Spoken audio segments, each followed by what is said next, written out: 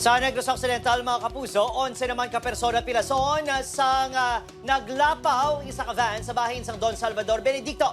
Yaring balita nga itong gintutuka.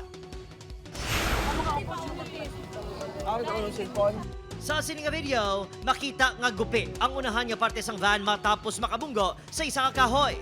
Sa sunod sang van, ginatabangan ang mga sakay lakip ng driver matapos makaagom sa mga pila sa lawa sa impact sang pagkabunggo.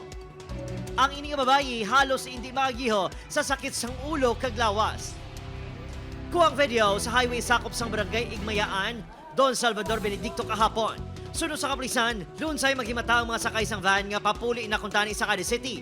Halinang maini sa isa ka resort sa DSB kag nagselebrar sa kadlawan sang driver nga si alias Rudy. Legal ang edad.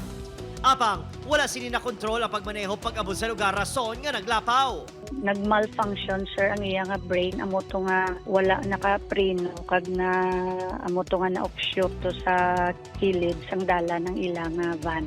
Early pa man sila nagpauli, mga 4:30. Isa sa mga nagresponde sa mga biktimang nurse nga si Crescent Jade nga natabuan nagasunod sa van. Nauna lang sila gano'n sa amon mga few minutes. Di wala pa sa rescue. Sila lang mismo gamatomato. Rescue sa ilang mga kaugalingon. Aba ko, nurse man to sir. Si nanay to dislocate to ang ni nanay, ang tuhod. Ay, gaagon ko gito sang sakit. Matapos ang pila ka minuto, nag-abot naman ang responders kag ginkuha sa sulod sang van ang 11 tanan ka mga pilason lakip ang driver. Padayon pa, nga ginabulong sa ospital ang mga biktima. Sa Barangay Marina, Binalbagan, ginbawian sa kabuhi ang 26 anyos si Celis Rhea, samtang duha ang pilason matapos nagbungguanay ang duha ka mga motorsiklo. Sunod sa kaprisan, nagaangka si Celis Rhea sa 11 partner niya si Alias Joshua. Sang nakabunggo ang motorsiklo sang isa pa ka motorsiklo, yung ginamaneho naman ni Alias John, 50 anyos. Possible sir, wala ini nadiparahan isang sirlong nag-cross man ang isa ka rider sir. Ang mag-live-in ni sir, going kay ni Garan Highway.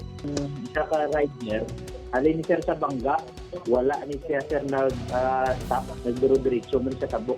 Matal nga pila sa ulong gitunaan sa kamatayon sa babae. Padayon nga ginabulong ang duha ka rider. Adrian Bertos, Western Visayas.